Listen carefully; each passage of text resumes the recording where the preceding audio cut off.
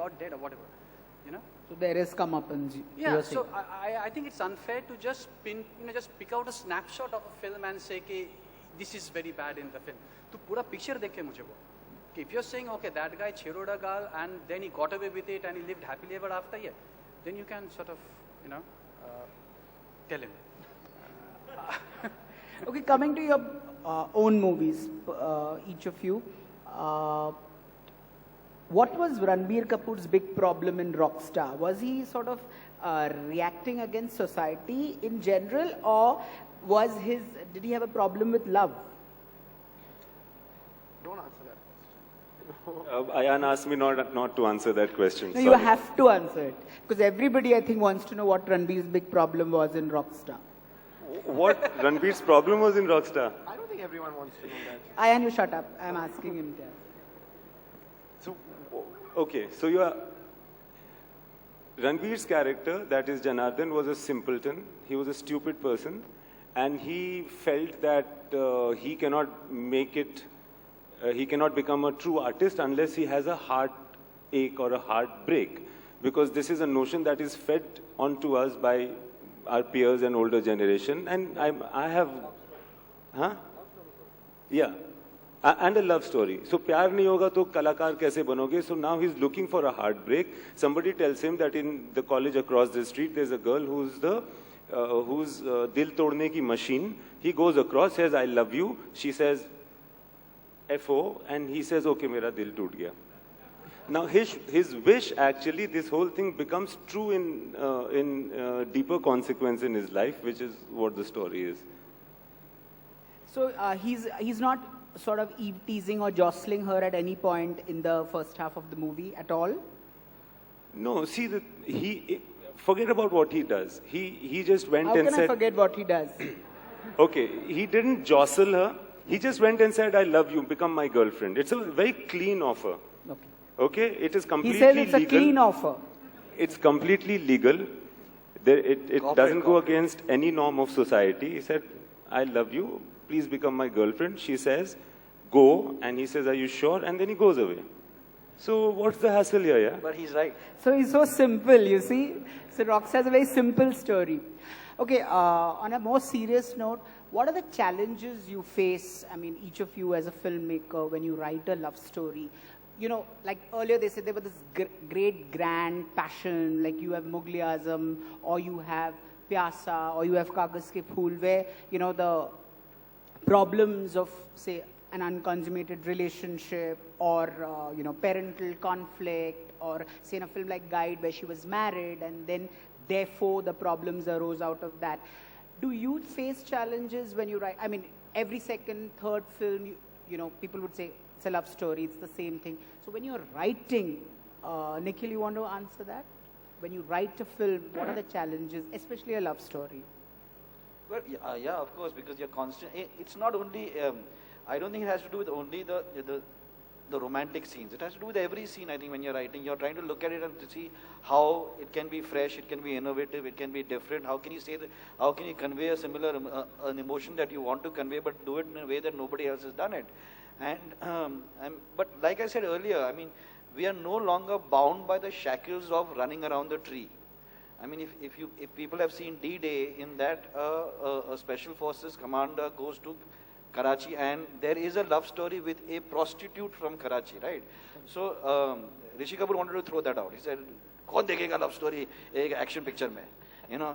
So, but I insisted. I wanted that it became a basis of his turning point. So yeah, there is constant. You're fighting yourself all the time. When you are writing, it's the worst period. It's the worst period of making a film, because you're constantly only questioning yourself: is that right? Should I do it this way? Will it work? Will those people enjoy? So I don't know. For me, it's the worst period. So yeah, but I think today we have more freedom to be able to read a newspaper and say, "Acha, yaar, aisa bhi love story hua," or you heard somebody saying that this is how my cousin fell in love with somebody, and you say, "Oh, it's interesting." Like literally, we were talking about it that day. I mean, what has been going on in our present scene, it's it's nobody will believe that that could be that if I put that similar situation that happened in Goa in another literary festival in a film, people will say that it's what are you making up a story? It cannot happen like this here. You know what I'm saying? So, but life is more stranger than what we ever show. Ayan, when you were writing Wake Up Sid, don't sound so, I mean, look so tragic. Out of it. When you wrote, say, Wake Up Sid, did you at any point feel pressure to, say, sort of add a little more romance to the characters? What were the thoughts that were going to your mind? No, so there's a conversation you've touched upon, which I think we've been having for a few years now, which is that obviously the kind of conflicts that used to exist in love stories have disappeared. You know, in a sense, parental pressure. I mean, to an extent, they've disappeared. Rich and poor, to an extent. I'm sure someone's going to, have a modern take on it again. So I felt that challenge a little bit in both my films, perhaps. Like when Ranbir and Deepika part at interval point in Ye Jawani Hai Diwani. Like, how am I going to represent that scene? How do you just say that they don't want to fall in love or they don't want to take this moment between them forward because they're not ready for it? It was kind of like a modern moment in my head. It hadn't necessarily been, I didn't know how to go about it necessarily. So yeah, there are some challenges to that degree. But I think it's accepted that, we're trying to express how we feel living in the world in which we live today. So there are challenges we take on. Like Nikhil said, I think writing is a broader challenge in general. Other than thinking about, this conflict, there's no conflict in my film, how to make this interesting.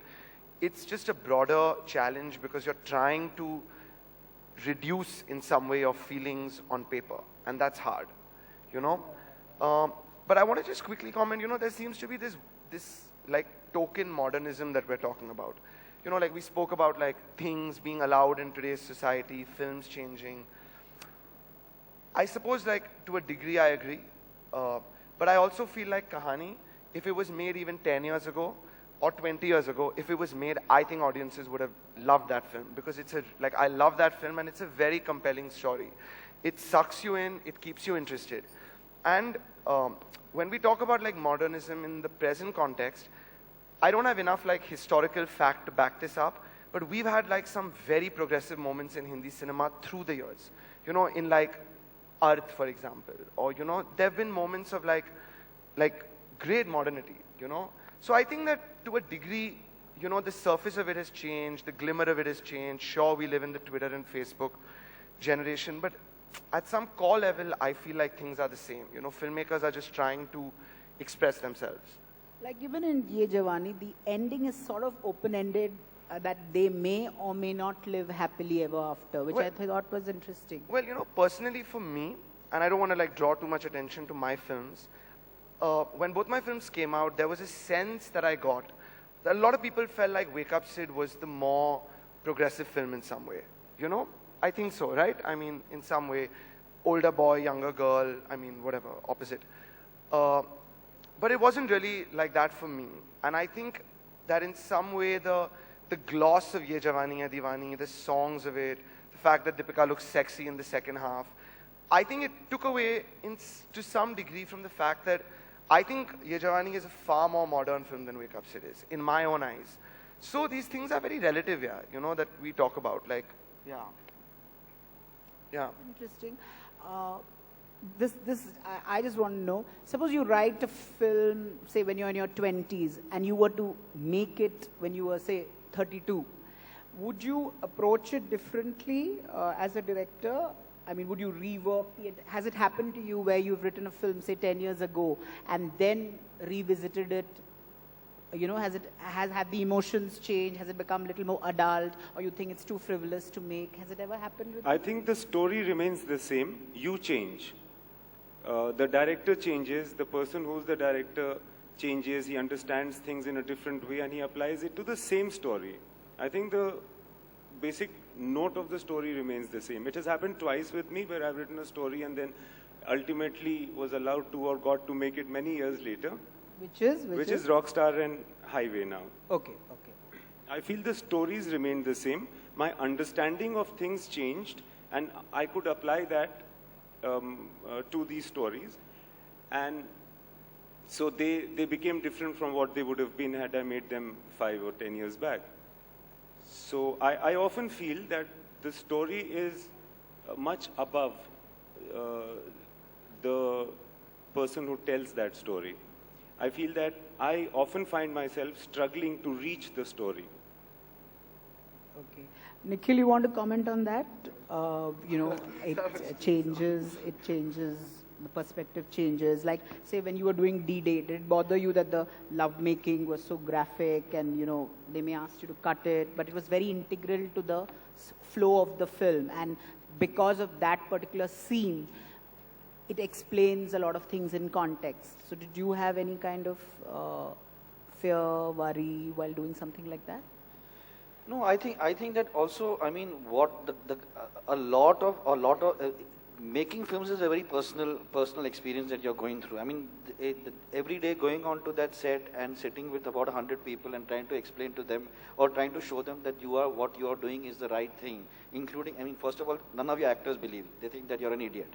And then so the actors don't believe him. No, but so then you're fighting. So you're constantly battling, right? Every step of the way you're battling with this notion that this is what I'm going to say is right, or they have a perspective, you have a perspective, but you know where you want to take it. But so I haven't experienced what Imtiaz has, which is that written a script about 10 years ago and then revisited later, because but I'm sure that if I wrote something if I was to do, a year and a half ago I went to Yale and they showed Kalona Ho, and there were 130 people sitting over there, and I was cringing at every scene. I was literally sitting at the back, and I was thinking to myself, and all those 130 people were going through the same experience that everybody went through in 2003, 10 years ago. They were crying at the time that they were supposed to cry. When Shah Rukh was doing his things, they were crying. When Saif was goofing around, they were laughing. So they were going through the same roller coaster that it was intended to for that film. But I was looking at it and saying that the only thing that I would probably retain of this film would be the music. I would change everything from the glasses of Preeti Zinta. So I guess you grow up, right? You grow up and you look at it differently and you say, no, this is not what I want to do. Similarly, like what Shujoy was saying with regards to something like, the most important thing that filmmakers need to be in this country is responsible. That line which is between chedchad and stalking is so blurred. Earlier it used to be Shakti Kapoor and Gulshan Grover who do the chedchad. Now it is the heroes who are doing it. Earlier it used to be the Bindu, Aruna Irani and Padmini Kapila who used to do the item numbers. Now it is the heroines who are doing it. So it is so blurred that we have to be very, very responsible. That is the first thing that I think that now that I am above 40, I am very, and I have a 7-year-old daughter. I'm very aware of that I don't want to do anything where somebody turns around and says, they were doing this song and they were doing that. I'm very aware of that at this point. You want to add to that? You have children. What? Add to what he said about Kahani and generally the lines blurring between a hero and a villain and all of that. Yeah, I mean, that is happening in real life anyway. The person you think is good, tomorrow thanks to the 24-hour news session, that person is bad. So I think Who are you talking about? Myself. No, but the thing is, so again, if let's say if somebody I know is watching that person is now aware of the fact that a good person can also be bad. Okay, so my hero can also be bad. Okay, and I exploit that to a certain extent. I use that to create characters in my script, which may be acceptable to audience saying, okay, this guy is good, but later on it turned out to be bad. And however, being responsible also. And I think that's very important because like Nikhil, I'm not 40, but no, I'm much older than Nikhil. Somewhere you have taken on certain responsibility, certain accountability as a filmmaker, not just to audience, to your the people who's investing money, or people around you. And I think as much as possible, you want to keep that whole, like I keep saying, his sum total. I love that word, sum total. You know, I want to make a film where in sum total it says, good is good and bad is bad, and good will always win over bad. Right. Yeah. So I'm quite a sucker for that. I'm very personally curious to know which is your personal favorite love story in the movies. I can think of Junoon, made by Shyam Benegal, Okay. long years back.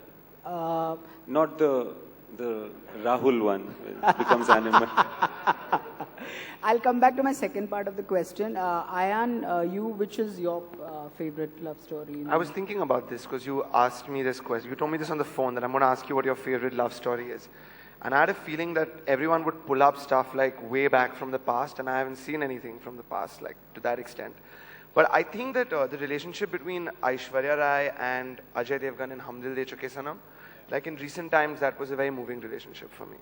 Okay, Nikhil, you. I got it before you, Sujoy, so I'm going to say it. He's taking my love story. He's taking my love story.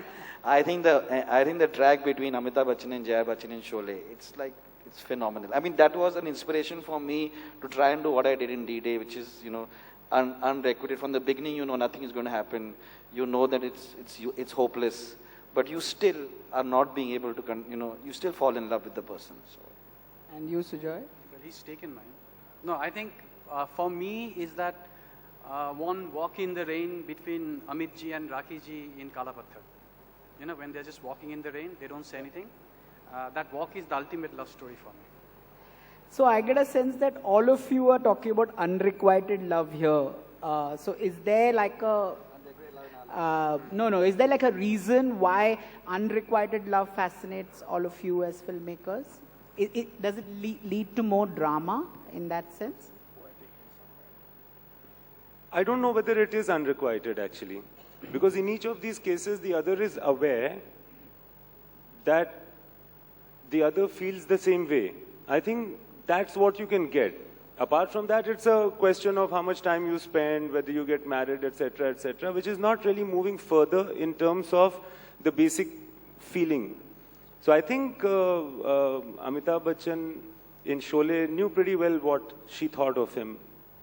And definitely in Junoon and in Kala Junoon, she Patthar. never married, no? They just got separated and then she went away. Right, so he kept fighting for her, and the movie Junoon, that is Shyam Benegal's Junoon, ends with him going to fight, because if the Indians win Delhi, then he would get the girl.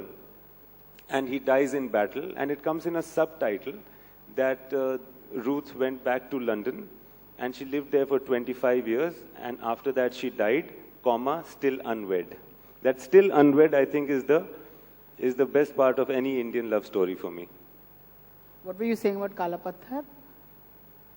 I was saying that was my favorite love story. What was the walk? What were they You know talking? that bit There's when a song. the song Jagaya, which Parikshit Sahni sings and Neetu Singh is They're dancing. looking at each other. Yeah, and they're just walking. For me, and this is easier for me because I think relationship works best when they're on expectation. Okay? When they are? No expectations. Like the moment you start expecting something from each other, somewhere that, difference in balance starts happening. So in a love story where there is no expectation, where you're just doing it for the sake of doing it, whether it's Ajay Devgan in Hum Dil De Chuke Sanam, or Amit ji in Kala Patthar or Sholay, for me that works best. That's very personal, that's very subjective. I don't know if that is the right kind of love, but I definitely believe in that. The lesser the expectation, the longer lasting is the relationship. Deep thought. I think so. I'm sorry. Feel free to disagree. I think the interesting, this is the same point we made when we were having coffee the other day. The thing about all our love stories, or the things that we have taught me, is that we are not talking about Rishi Kapoor as the king of romance and whatever, right? We're all talking about, we've spoken about Amitabh Bachchan, at least two of us have spoken about Amitabh Bachchan, who's known as the angry young man, and there's Ajay Devgan, who's an action star, and then there is Nasiruddin Shah and Nafisa Ali, am I right? Yeah. You know, so I mean, this one, Shashi Kapoor was playing that role. Shashi Kapoor. Yeah, but it was obviously not a mainline kind of romantic film.